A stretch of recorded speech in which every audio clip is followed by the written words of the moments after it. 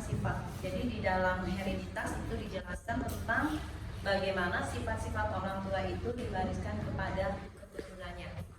Nah, sifat itu akan diwariskan kepada keturunannya melalui yang kita sebut dengan nama gen. Kemarin kan kita sudah tahu apa itu gen, ya. Gen itu adalah kode-kode genetik. Karena gen itu berisi kode-kode genetik, maka gen disimbolkan dengan huruf. Dan biasanya huruf yang disimbolkan untuk gen itu adalah huruf awal dari sifat yang dominan.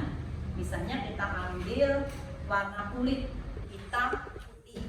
Nah, maka kalau yang dominannya adalah hitam, berarti kita ambil simbol dari gen itu adalah menggunakan huruf H, yaitu H besar.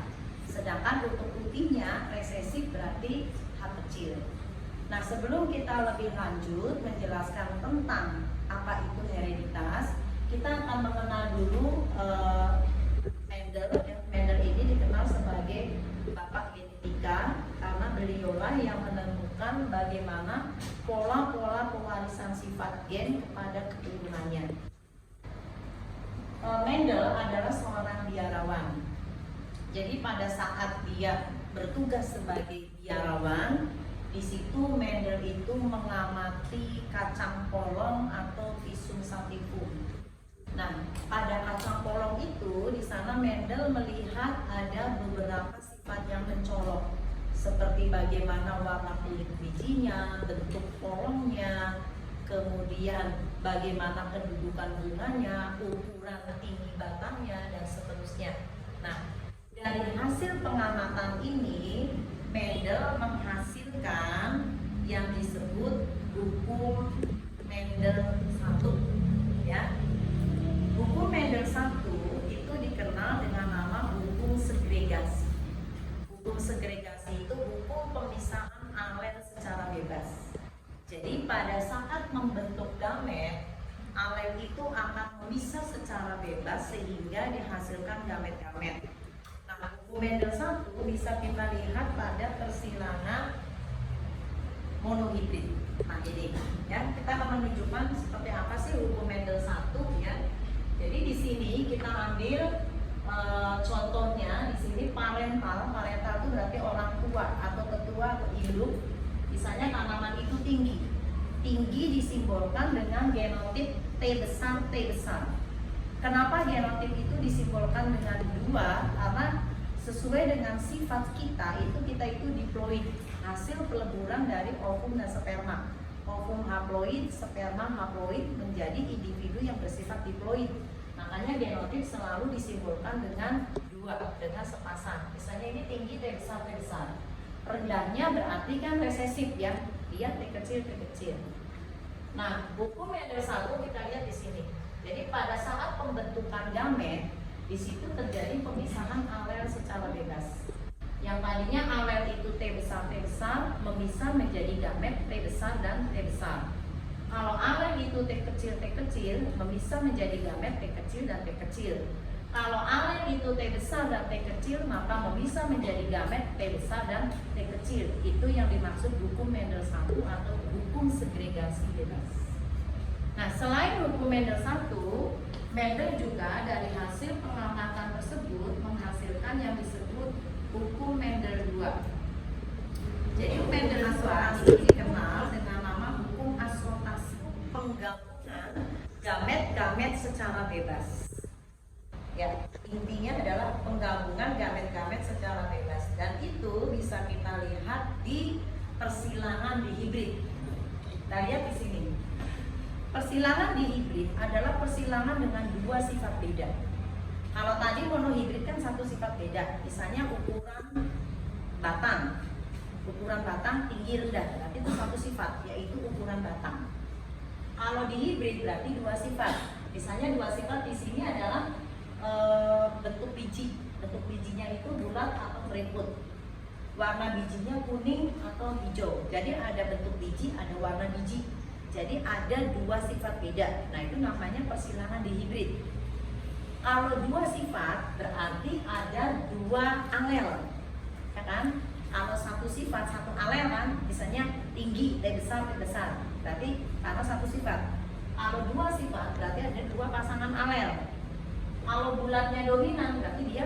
B besar. Kuningnya dominan, K besar, kan begitu. Berarti alennya keriputnya B kecil, hijaunya K kecil. Nah itu. Nah nanti di sini dihasilkan gamet B besar, K besar. Ini gametnya B kecil, K kecil. Gamet-gamet ini melebur jadinya ini B besar, B kecil, K besar, K kecil. Nah itu. Kalau F1 ini disilangkan dengan sesamanya, berarti kita cari dulu gametnya. Berarti ini gametnya B besar, K besar, B besar, K kecil, B kecil, K besar, B kecil, K kecil. Dihasilkan macam gamet. Ini juga sama. Nah, pada saat mereka melakukan perkawinan, disinilah terjadi hukum Mendel 2, yaitu hukum assortasi, di mana gamet-gamet ini akan bergabung secara bebas.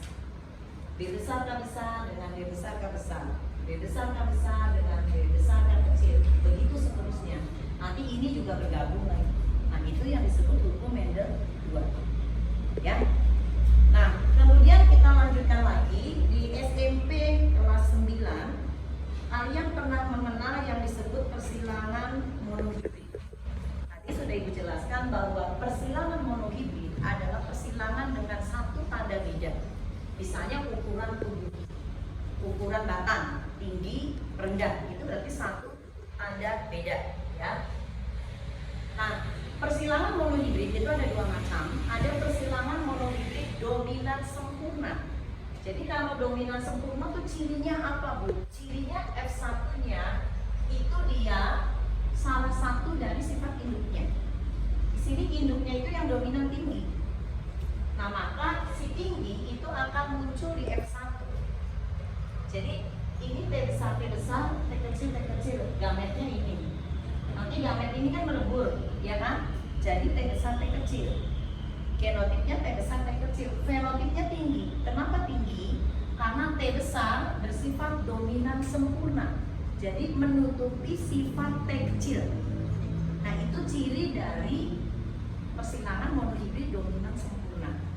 Nanti kalau ini disilangkan dengan sesamanya, dihasilkan rasio genotip 1 T besar, 2 T besar, T kecil, 1 T kecil. Sedangkan rasio fenotipnya 3 tinggi, 1 rendah. Nah, ada lagi yang disebut dengan persilangan dominan tidak sempurna. Monohibrid dominan tidak sempurna. Apa bedanya? Bedanya itu di F1.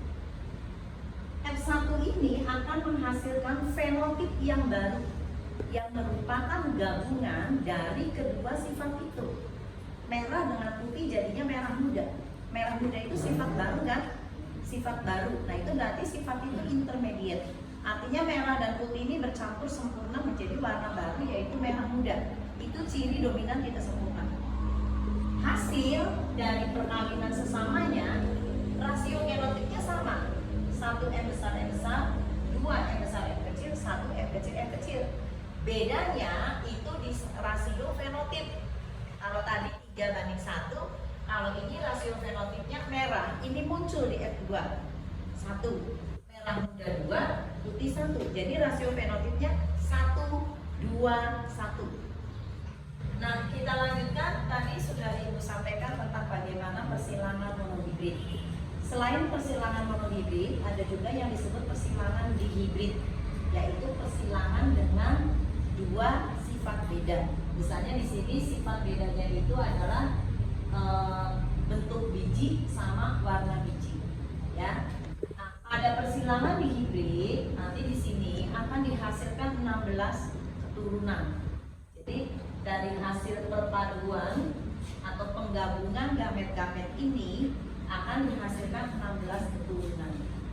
Nah, dari 16 keturunan ini nanti dihasilkan rasio fenotip dengan perbandingan 9 bulat kuning, 3 bulat hijau, 3 keriput kuning, dan 1 keriput hijau. Gimana cara kita memahami gitu ya, untuk menghafalkannya? Yang 9 ini pasti yang dominan. Yang dominannya apa? Bulat kuning, berarti ini 9. Sedangkan yang resesi keriput hijau itu ada di angka 1.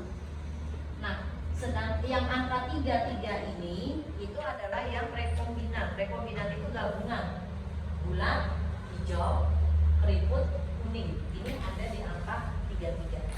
Nah, itu tentang persilangan ini. Ya, sekian saja untuk video tentang penjelasan hukum Mendel sama persilangan monohibrid dan hibrid. Terima kasih atas perhatiannya. Wassalamualaikum warahmatullahi wabarakatuh.